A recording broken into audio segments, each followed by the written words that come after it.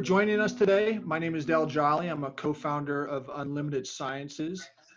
For those of you not familiar with Unlimited Sciences, we're a psychedelic research nonprofit that combines the power of data and lived experiences to serve the community, educate the public, and inform common sense practices and policies.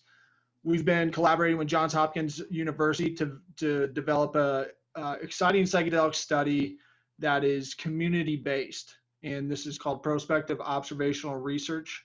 And this is basically enrolling folks who intend to use psilocybin out in the quote unquote real world and identifying how they're using it, what are some positive outcomes, the negative outcomes, and just kind of a overall look that sometimes clinical studies aren't able to capture. So that is our first priority as a nonprofit, and you can learn more about that at unlimitedsciences.org. And also, we are a nonprofit, so if you are called to support a nonprofit in this space working to validate and understand some of these substances better, we believe the work that we're doing is right up your alley, and again, community-based. And one of the things that we do outside of the study is this webinar called Unlimited Voices. And we are joined today by some very special guests that are all former and one actually active NHL players.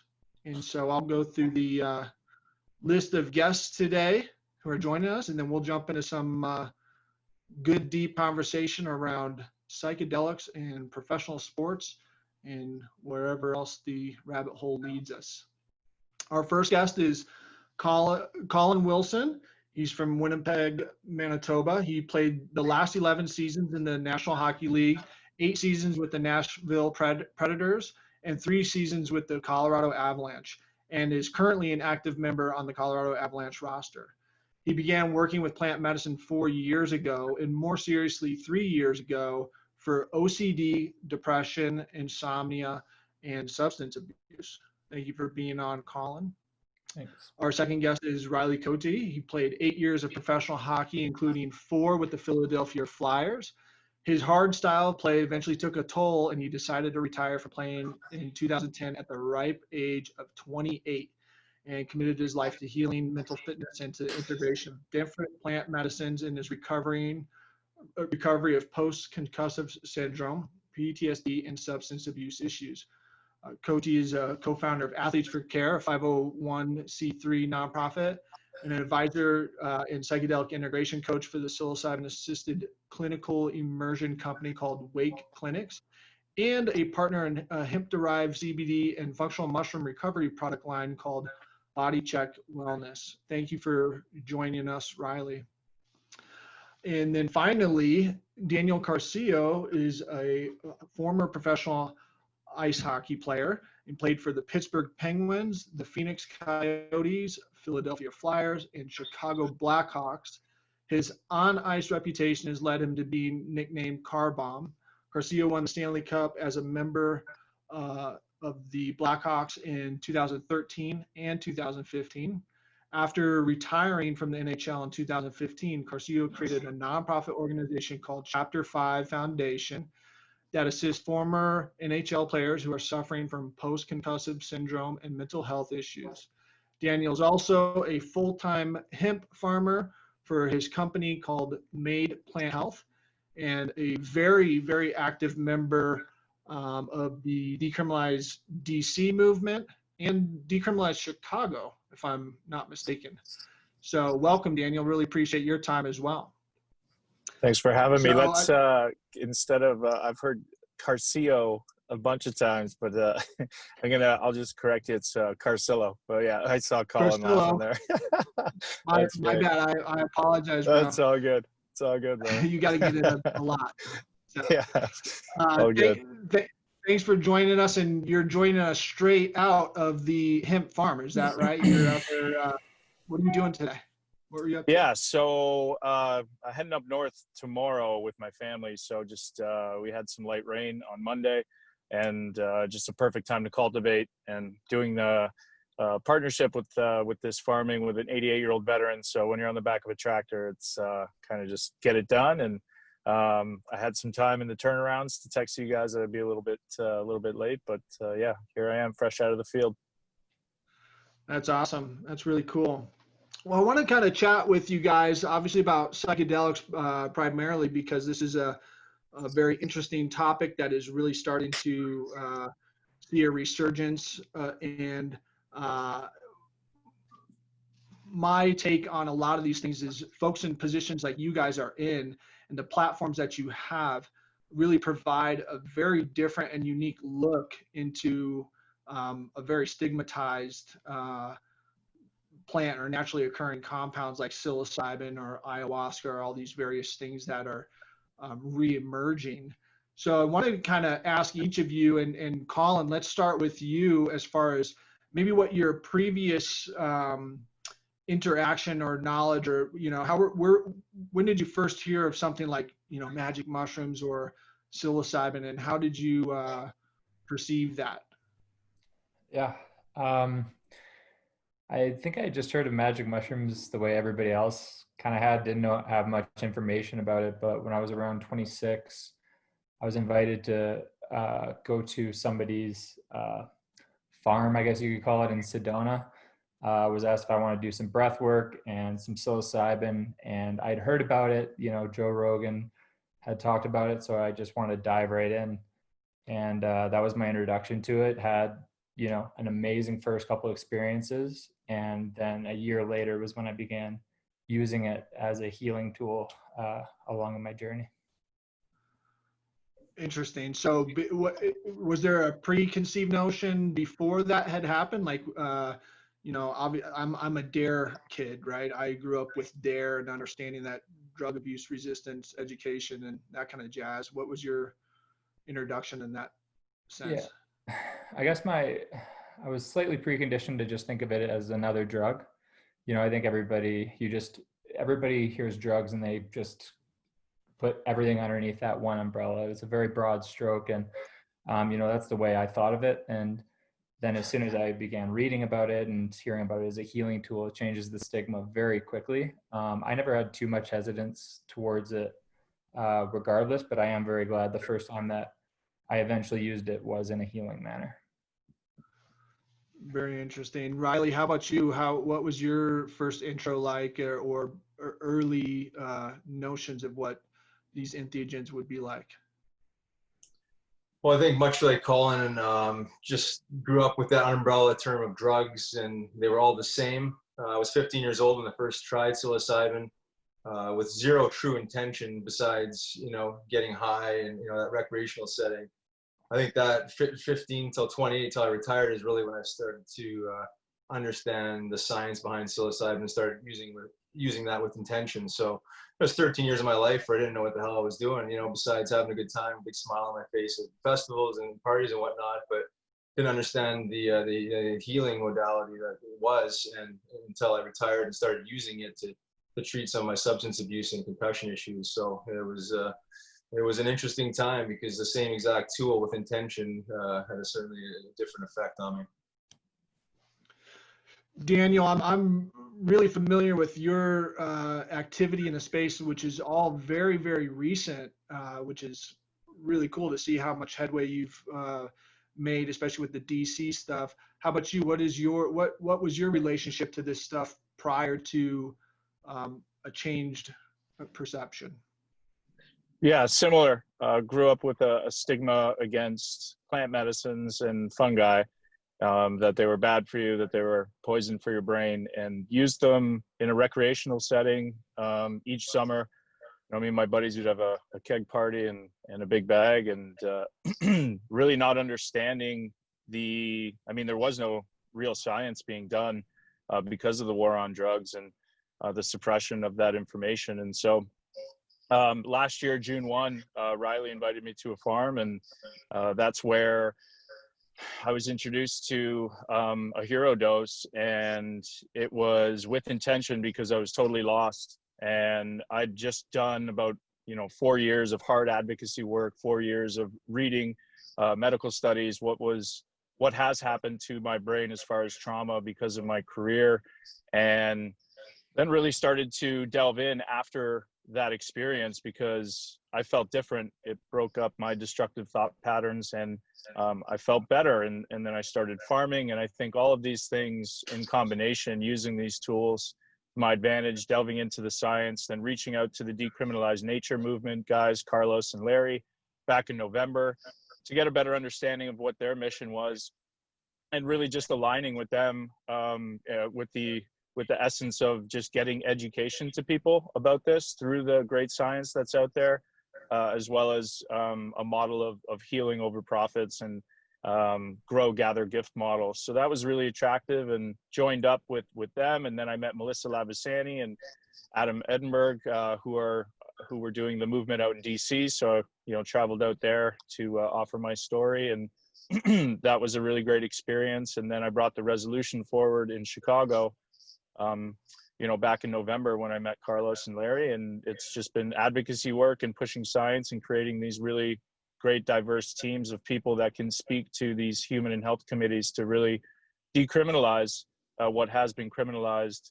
And it was criminalized with, no backing of science, but I'm really happy that science is leading the way to change people's minds about these medicines. Yeah, I saw a call from Kevin Matthews of Decriminalize Denver, who also is running a nonprofit called SPORE, stating that Dr. Bronner's is helping out financially to get signatures for the DC movement. So I know that I believe Kevin himself and some of the Decriminalize Denver team who decriminalized mushrooms May of last year here in the city of Denver, some of those petitioners are out there right now trying to get that on the ballot. So a lot of movement happening, a lot of people-led causes, which is very interesting. Colin, I wanted to chat with you specifically. I've talked with Daniel and Riley and a lot of other athletes who are tending to use psilocybin for more head trauma, concussions, these types of things. But your story is very unique, and actually one that the ailments have been studied with OCD. Can you tell us a little bit about your journey with OCD? What does that look like, and how has psilocybin affected that? Yeah, I mean, the best description of the way that OCD manifested for me was probably the back 7 years of my career. I only thought about my skates. I had to obsessively retie them because they always felt wrong. So you create a negative reinforcement pattern in your brain because you get this anxious feeling, my skates are wrong. So you go to retie them, the anxious feeling goes away for a couple seconds, but then it comes back. So it turns into this ruminating thought. And that's the best example probably, and the thing that ailed me the most throughout my career, and most likely drove me to begin to use the medicine. So in using the medicine and using psilocybin, it brought up a lot of things that later on, when I really went after my OCD with a therapist as well, it had already brought up everything to the surface. So surrendering, being comfortable with the unknown, and getting to the bottom of why I developed this in my brain as a kid, why I turned to an obsessive checking as opposed to just knowing that the anxiety is there and is okay. So it brought me to the roots of it. It showed me paths and tools to be able to deal with it in a better way. So yeah, it's been a pretty fantastic healing tool for me. And how often are you having to treat yourself? And are you microdosing? Is this macrodosing? What does it look like to kind of maintain that, and how often? Yeah, for me, I honestly, about two years ago, for about 2 years, I was doing quite a few trips. I was doing, as soon as the off season hit, I'd end up doing about, I do 2 trips on the weekend, wait 2 weeks, do another 2 trips, and I do 4 total. And that's what I did for a couple off seasons. Lately, I've been weaning off the psychedelics in that front. And now if I need maintenance, I actually use ketamine as a way, because it brings my symptoms down. It's something I haven't fully gotten rid of. OCD. Typically, I'm more managing it. And for me, the psychedelic ketamine is actually what brings my symptoms down if they end up getting too ramped up.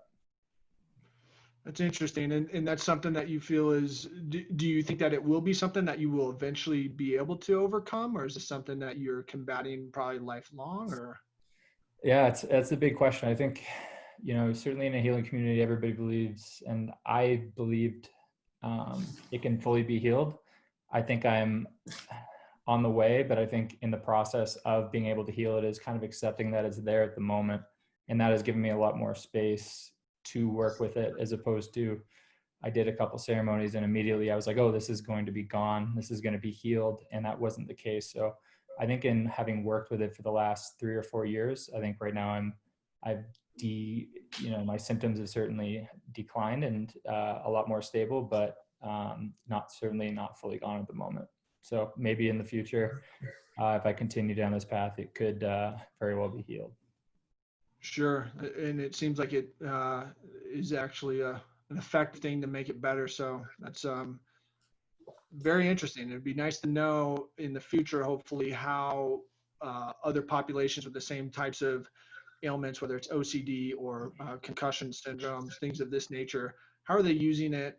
How can we understand what that looks like, and how can we then offer a good course of action? And that's kind of what the study that we're trying to do with Johns Hopkins could hopefully lead to, is understanding how people are using these substances the way that you've taken this upon yourself, and then provide JHU with some data points to potentially combat it and provide some more effective data so people don't have to just wing it the way that a lot of us are.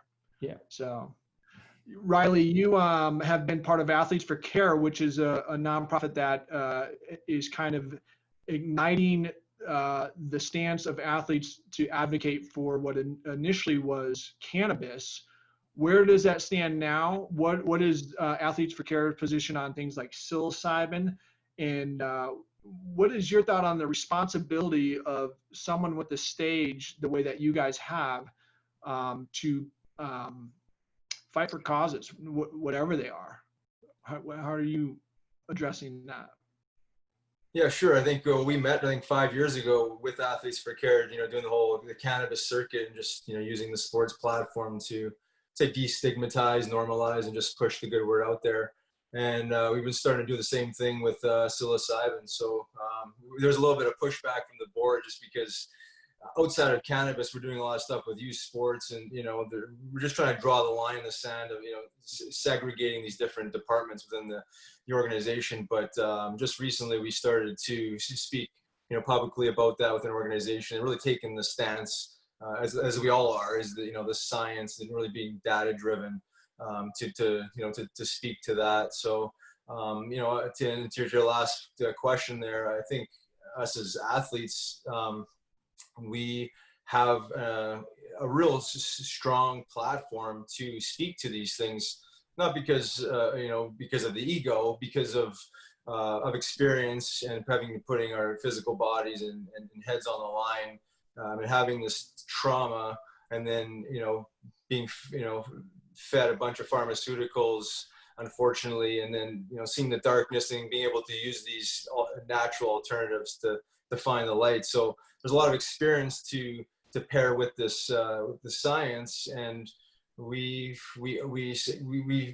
always been community-driven people within the sports world, and giving back. And I think this is just an amazing way to give back to people in the community, is to share healing stories and to put the good word out there, because God knows everyone's dealing with some sort of pain, whether it's physical, emotional, or spiritual, and these plant medicines can really help dig people out of the ground, and pick them back up, put them on their feet, and give them a second chance. So just going to continue doing the same thing, is just speaking publicly, sharing our stories, and pairing it with science. I think that's always a powerful recipe when you're trying to talk about something that's very misunderstood and taboo still.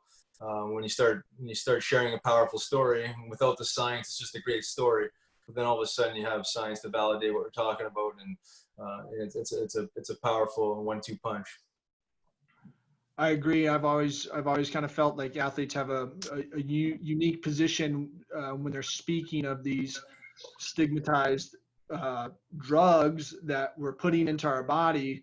I've always said, you know, the athletes whose livelihood depends on making sure that they're finely tuned and as best as they can be. If they're talking about it, it could be a really cool opportunity to reimagine how these things are perceived by the public. So thank you for your work on that. And Athletes for Care. So important to use that platform. So Daniel, tell me a little bit about, I know when we initially met, we met at the SOAP conference with Riley in Pittsburgh earlier this year, or last year. And I remember speaking to you, and I keep saying the words, you know, CT, chronic traumatic encephalopathy. It wasn't until I met you that I heard post-concussive syndrome. Can you tell me the difference between that? Tell our audience the difference between CTE, post-concussive syndrome, because I know this is something that is incredibly close to you, and it's affected you personally and the people around you. Yeah, so real quick, CT is a neurodegenerative disease in the same type of family as Alzheimer's, Parkinson's, early onset dementia, ALS, and CTE can only be diagnosed after death, and it has never been found in anybody that didn't have a history of repetitive head trauma. And what you're finding is, you know, I fight a lot of different fronts, or a lot of different fights on a lot of different fronts, and one of them is against the NHL. And what you saw in the NFL and the NHL for decades have worked together to suppress good brain science so that players like us weren't in the know, and they didn't educate us when they had the information. Hence you have the NFL lawsuit and then the NHL lawsuit. And so CTE is, you know, there's symptoms like memory loss, concentration issues, impulse control, and they cross over into some similar symptomology, as well as post-concussive concussion syndrome. My post-concussion syndrome symptoms were light sensitivity, slurred speech, short-term, long-term memory loss, concentration focus issues, impulse control issues, oversleeping, undersleeping, a lot of weight loss. So you could see how, if you're suffering from those things, how they could affect your quality of life, and they were definitely affecting mine. And I want to say something, you know, and make it very, very clear that if a doctor tells you that you have CTE, he's wrong. Nobody right now can be diagnosed with CTE.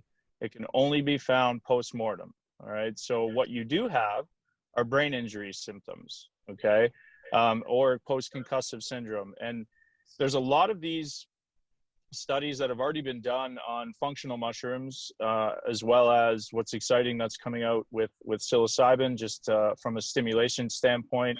There's some other really amazing compounds that we're going down a road and researching that have been shown to really do amazing work with early onset Parkinson's patients. So this is all, you know, very near and dear to my heart, and you know, I've kind of gone down the road of research and science with credible people who have put together hundreds of clinical trials. And so hopefully in the future, you know, we'll have, number one, from the advocacy work, the truth for current players like Colin, and then they'll be able to make an educated decision and assess the risk, and then hopefully there will be real things to be able to do, to be able to prevent.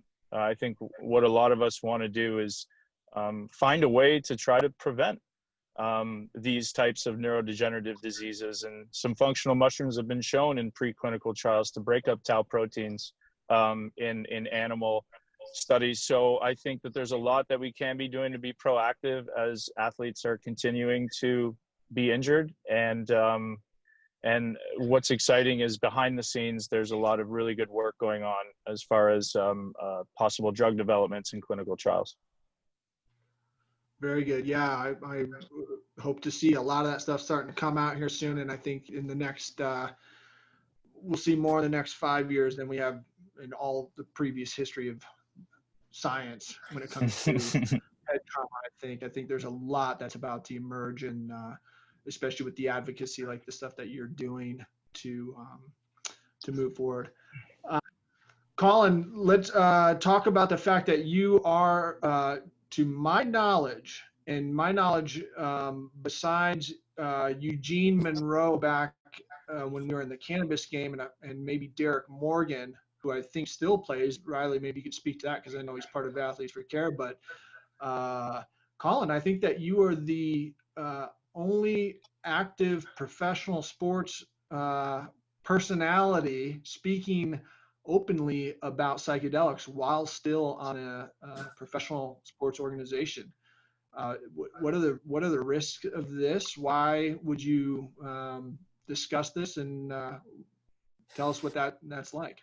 Yeah, I mean, I can't take too much credit in the fact that I am most likely on my moving into retirement. So I still, when I initially did this when I was 26, I mean, I think when you have those experiences on psilocybin, you just want to go to the top of the mountain and scream it at everybody like this is, a pretty amazing experience. You want everybody to have that healing experience. So still, for me to even wait till now when I'm kind of at the end of it, there was a part of me that's been wanting to talk about it for a long time. And obviously with the stigma of it, if people don't, even the way it's changed over the last 3 or 4 years, more people are talking about it. More people are talking about using it as a healing modality. And probably 4 years ago, people just saw it as, oh, that's magic mushrooms, something that people get high on, and kind of the stigma that all three of us had discussed previous to having. So even if you are speaking out on the healing side of it, people don't know how to respond to it. So I guess that is why it's important for people to speak out about it, such as myself, Riley, and Daniel. But I think getting that science out there that people are talking about is very crucial. I mean, that Michael Pollan book, many people have read and talked to me. I've had teammates come up to me and be like, hey, I just heard this podcast. Like, where can I do this? So I think it's becoming more mainstream, and I'm certainly, happy to talk about it, but it's through conversations like this that certainly change the stigma of the whole thing and allow people to come out a little bit more about it.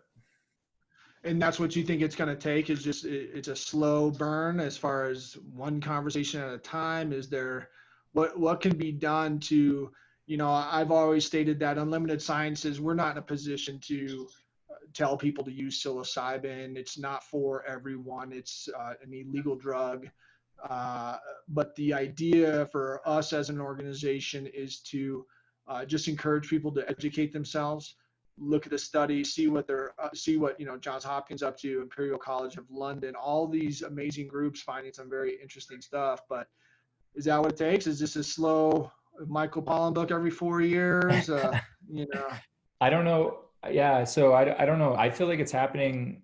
I feel like it's happening pretty quickly, and everybody seems to be waking up to this. And that's only my own perspective. And I know, like, once you do it, you recognize that it is just a medicine, and we can certainly make more moves on it. But I think I guess the only thing is I'd refer to, like, Tesla. Every single time an autonomous driving Tesla crashes, they report it. And I think that we're going to have to be wary of the same thing with mushrooms and rolling it out and rolling out plant medicine. Is there's going to be some setbacks. There's going to be some iffy things that happen. And it's going to be like, if it's 1 out of 10,000, it's still going to be reported and can set things back. So to keep it within the sciences, John Hopkins, and places that people certainly they believe in, they know Johns Hopkins is reputable. So to keep it there, I think is certainly a good part of the path. Yeah, we said that when I was on the Decriminalized Denver team, as far as we have to be preventative. And Daniel, maybe you could kind of speak about what Decriminalized Nature is doing on the front of being active on the folks who are going to be against this. We, if I remember correctly, listed all the reasons that we would think that people would say why mushrooms should be illegal. And some of those things, the biggest one that would always come up for people is, well, we don't want people running around doing mushrooms and, you know, getting in trouble in the streets and driving in their cars and all that kind of stuff. And it's a very, very simple answer is, well, we already have laws against that for alcohol. You know, you could drink as much as you want, but you can't get in a car and drive. If you decriminalize or psilocybin, and you could take the mushrooms, you still can't drive in a car. It's still illegal. You're intoxicated, you know. So, Daniel, is decriminalized nature doing anything, preparing for the potential threat of a campaign being launched against this movement? Yeah, so what you have in Carlos and Larry, who are the chairs and first started with Oakland, now they are working with people in the government to basically go into the different types of communities, grab community leaders. There's a ton of movements that are very progressive in Oakland already that kind of have boots on the ground, and they lead with education.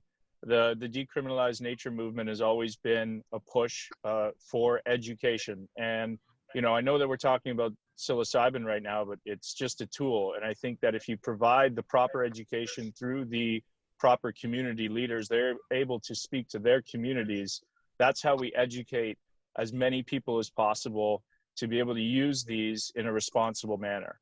And so again, it's education, and that's kind of the next step after decrim. And decriminalize doesn't necessarily mean legalize at all. Actually, it's the first step is to just give basically back our inalienable right to use these medicines in a responsible manner. And so right now, like with Chicago, what I'm doing is just educating 50 aldermen as to, yes, the potential risks. We have to speak to the police. There has to be a top-down and a bottom-up approach to this, but it leads with education. And first step, decriminalize, and then next step, possible statewide ordinance. And that's where a lot of the legalities and laws will be made. And, you know, you're not going to be able to get in your car. But I think that if you push, I think this is one thing that cannabis missed out on, is that there's not much education out there about high THC strains, what they do to you, edibles, what they do to you. So I think that this psychedelic community has noticed that, the decriminalized nature movement has noticed that, and we're beginning with, first and foremost, is education and giving this back to people. And it's a healing over profit model. So you really have to lead with community leaders. Right, and that's something that I want to be clear on. There's three options here: is decriminalization, legalization, and medicalization. And which route we go down is kind of up to the people, it seems like. They're most likely, yeah, they're most likely all going to happen, right? I mean, agreed. There's going to be, Oregon's the thing is, yeah, Oregon's leading with the yes on IP 34, and you know, there's going to be the clinical model, but you also have to give people an option that can't afford the clinical model. And so then the next possible thing to go into these marginalized communities that are obviously dealing with a lot of trauma and what we see happening in the world right now, educating them on being able to use these medicines to heal the generational trauma that they've seen, I think is a really, really important step. And then there are going to be people that trust the white coats wholeheartedly, and they're going to want to go into the clinic and they can afford it, and that's great. But you're talking about, you know, a 1% of people. So I think this movement is really about the people, for the people, and that's why, you know, I just felt it, you know, and I feel really, really strongly about it. But I do not by any means knock any other route to getting this to people. I just want to see as many people heal as possible. Yeah, I agree. I think decriminalize first is what I always say. And I've talked to some of the for-profits in the medical legalization route specifically, and kind of asked them their stance on that. And some of them are for it, and others not so openly for that. But decriminalization just affords the opportunity for people to take their health in their own hands if they so choose, which should be over everything, in my humble opinion. So Riley, you are very familiar with the cannabis space. Obviously, you've been an advocate for that for many years. Tell us what you see the similarities and differences between the cannabis movement and the psychedelic movement. Well, I think the most obvious thing for me is that you have responsible users and you have irresponsible users, right? I mean, you still see that in the cannabis space. You have these true medical patients and, the medical side of things, and you have this whole recreational side of things. I think you're seeing some of that with the psychedelics. I think there is more mindfulness in the psychedelic space, but there are certainly people that are using these without intention, say just in improper ways. But I mean, I was once that guy too, so I understand it. But I think that there's the challenge to what you guys were talking about earlier is that we don't want to go back to the 60s with Timothy Leary and I have to go back, do the next 50 years of work to get back where we are today. It's just, it takes one guy to jump off a bridge, and you know how the media loves to fearmonger, and then it would really halt this thing. So unfortunately, the Western world specifically, but the world is just irresponsible, and there's so many people that just misuse everything. Or substance abuse can go from food all the way through drugs. And I think the education, yeah, absolutely, we need more education to really pound home the true nature of what these things are. They are healing modalities. They're not just something to do for fun, even though they can be fun. But a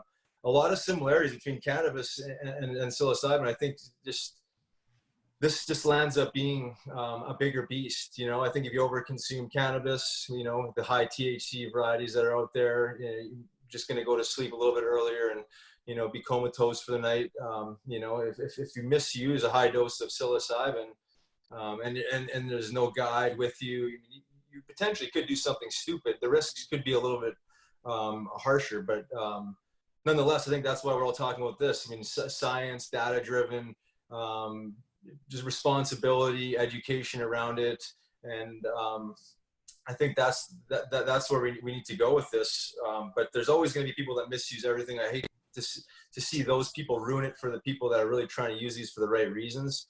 But God knows government and law enforcement love to lean on all the negative side of things. So it's going to just paint more positive stories, share more positive healing stories, back them with science, just like we did with cannabis. Just let the people decide. But to Daniel's point, like the trauma that is in the world today, I'm not sure if mankind has ever experienced this type of trauma on so many different levels, with just fear, and we just need to get this to the masses. And I understand that prohibition is political, and the reason why we're here today in talking about this is because interferes with the pharma model, and especially when we're talking about natural psilocybin, natural psychedelics, not synthesized ones. But I wish I could say that the system was looking out for our best interest in our health. Unfortunately, it's really not the case. So it's the decrim movement certainly helps people be more comfortable with self-medicating and doing this on their own without having to worry about law enforcement. But we need that next step, and just making people more comfortable, more educated, so they can choose to do this, whether it's through a shaman or through the clinical setting and whatnot. But I think it's very similar to cannabis, but it's its own beast.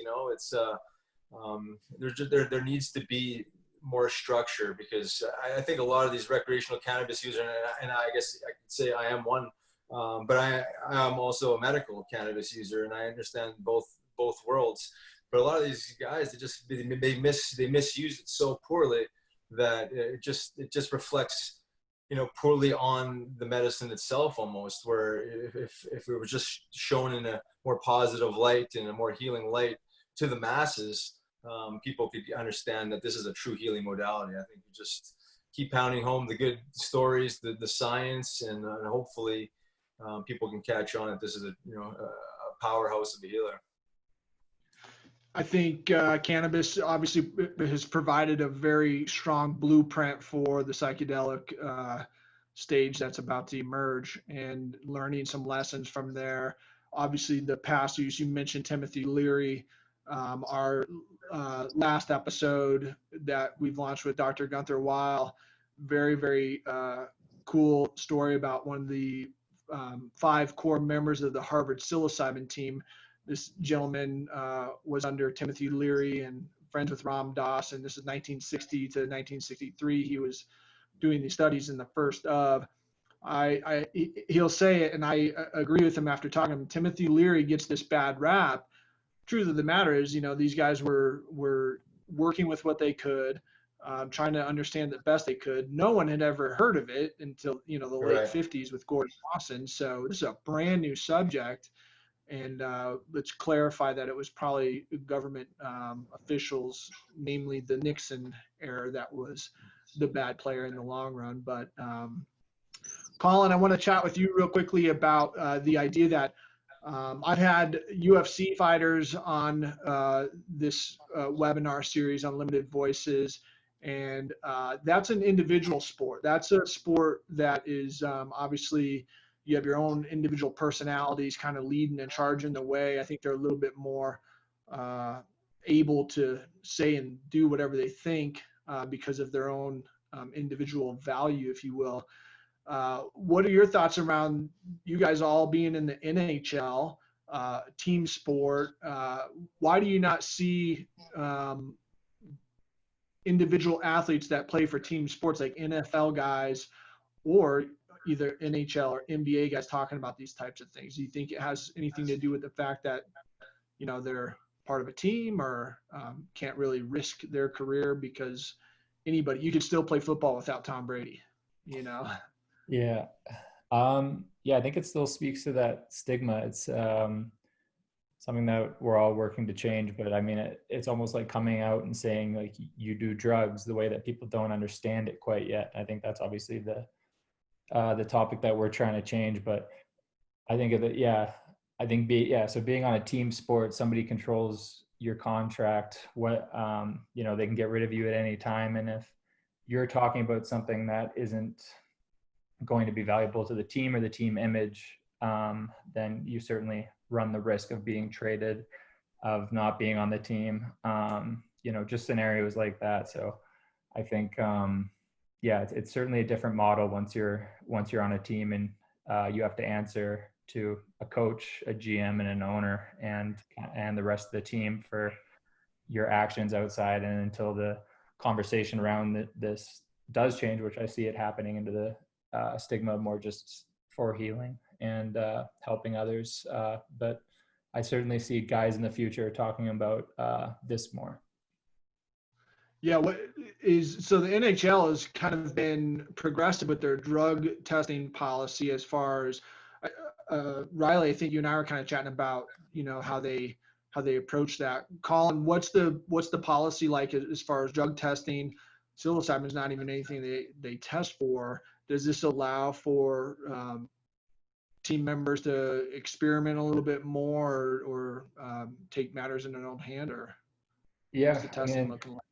Yeah, it certainly could. I don't know. I've not spoken to another guy that's, microdosing or anything like that, but it certainly does allow for a little bit more experimentation. And just in my own take on our drug testing policy, I do still believe it's very good of them to not just completely suspend guys if they're testing positive for certain substances, the way that they want to help guys out.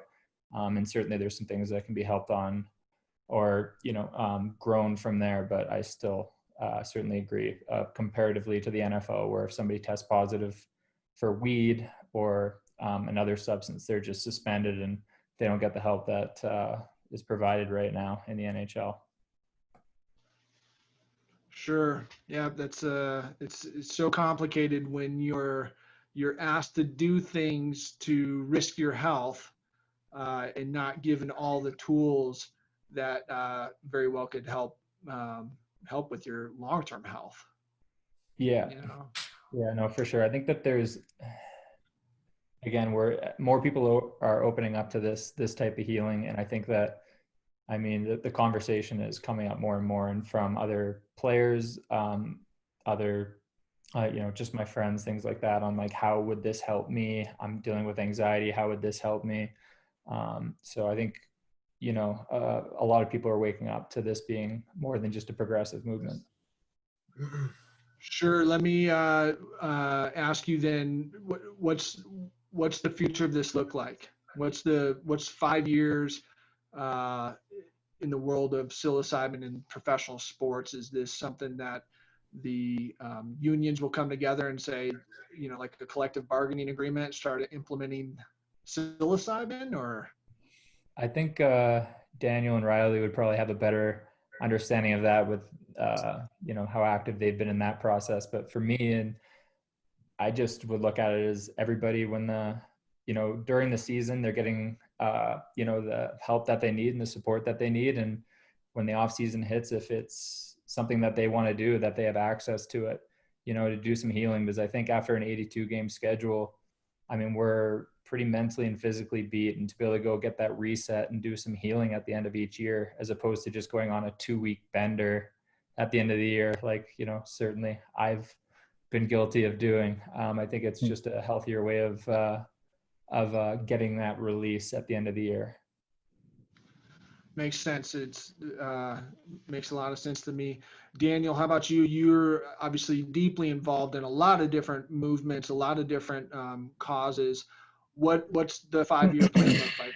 What's the future of decriminalized nature, psilocybin as a whole, your efforts, 5 years?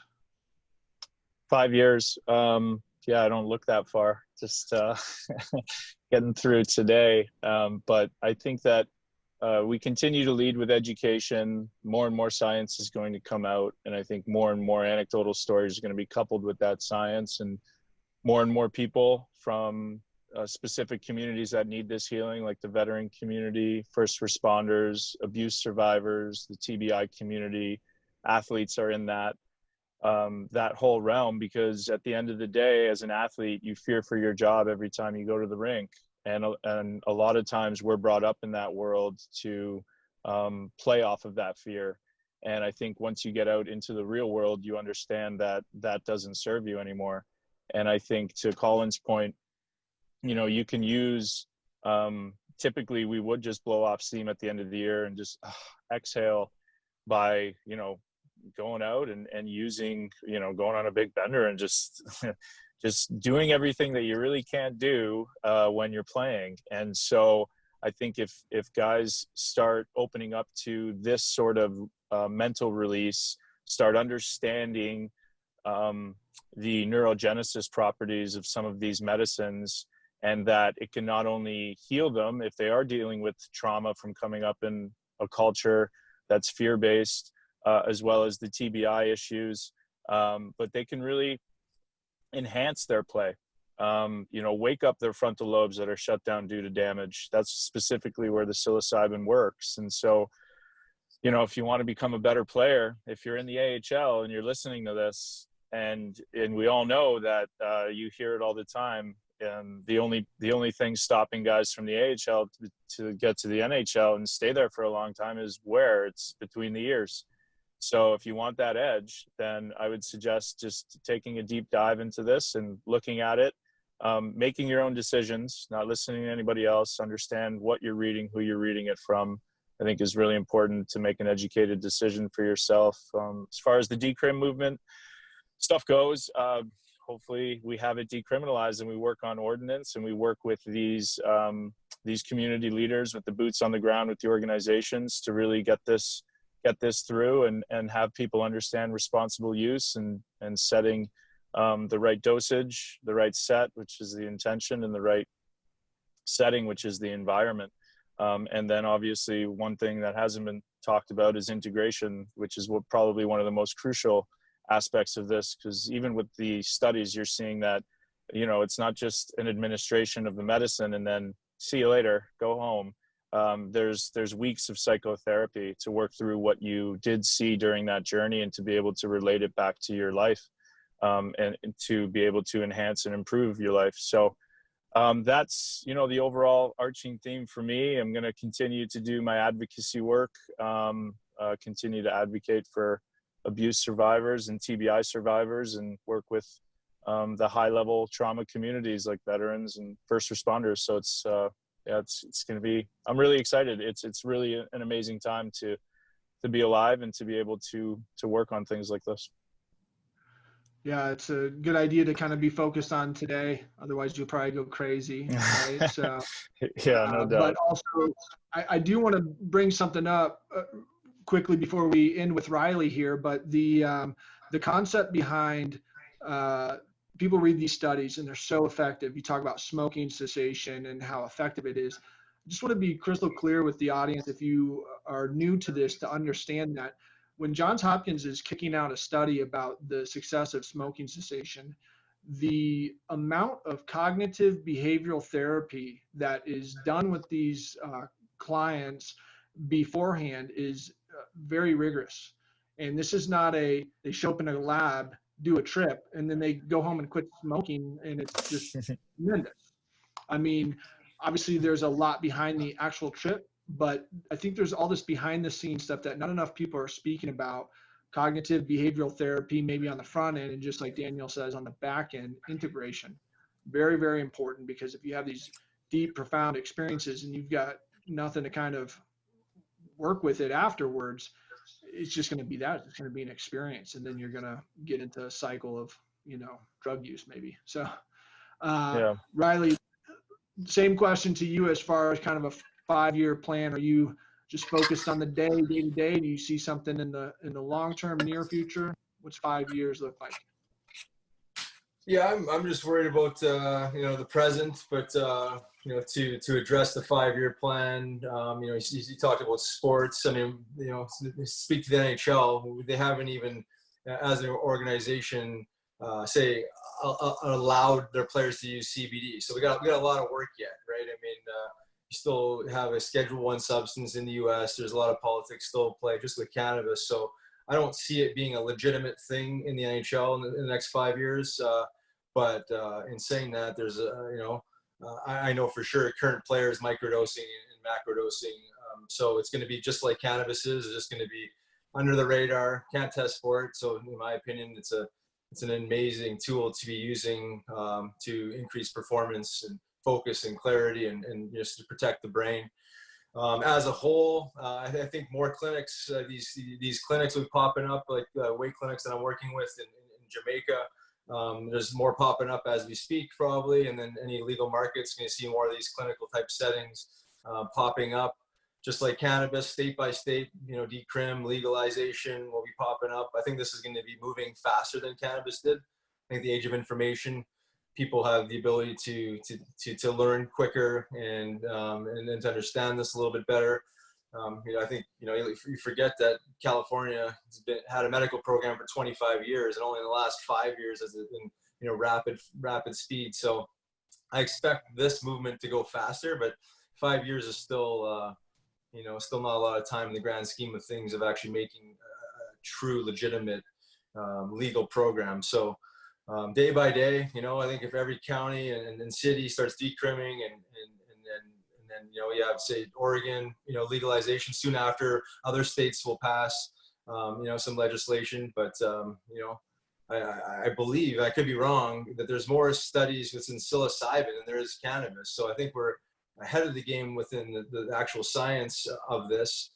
But now, you know, translating this this science to the public and to the politicians, really, to make significant changes is the most important part. So we got a lot of work to do, and I think a lot of politicians probably understand how powerful the stuff is, but the natural versions just interfere with the pharma model, unfortunately. So there's going to be both worlds. I think you're going to have the all natural world, you're going to have the synthesized world, but as long as people have the ability to find whatever one fits their comfort level, at least we're going to get this stuff to more people. I think that's what it's all about at the end of the day. But there's a lot of good work going on. I wish mainstream media would start covering some of it, so the masses could actually see what's going on. But that's also part of the agenda. So just keep pounding the pavement, helping where we can, and good things are happening. So just foot on the gas, and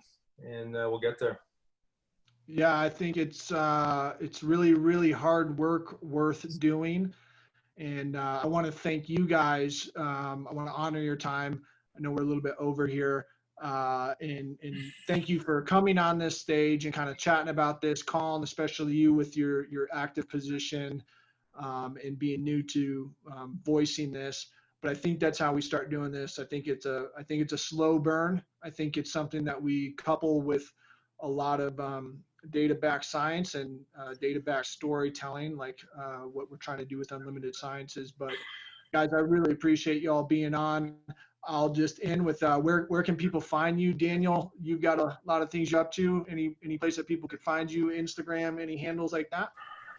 Yeah, Instagram, it's at Daniel Carcillo 13. Twitter's at CarbomBoom13. You can find me at danielcarcillo.com. My foundation's Chapter 5 foundation.com. Also Chapter 5 on both Instagram and Twitter. And feel free to reach out, email, and we'll get back to you. Thank you, Daniel. It's awesome. I appreciate you being on. Riley, how about you? Where can folks find you? I'm on Instagram at RileyCote32, Twitter at Riley Coyote, RILEECOYOTE, athletesforcare.org. If I'm on Facebook, LinkedIn, and I think that's it. Yeah, I mean, CoteCulture.com is my own personal site. So there's a few different ways to get a hold of me. Very cool. Thank you so much, Riley. Appreciate your time. Colin, do you have an Instagram, or you have on a handle? Where are you at? Yeah, I have an Instagram handle, but it's more a personal one at the moment, just pictures of my wiener dog and stuff like that. So I'm not going to be putting out the best information on psilocybin at the moment, but if you want to come check out my life, at Colin Wilson 89. That's cool, man. I'll be there. Well, guys, thank you so much. Really appreciate your time. Appreciate the commitment to being on this episode and the continued work that has to happen in order for this needle to be moved in any fashion. So appreciate your time. Thank you, and we'll catch you on the next one.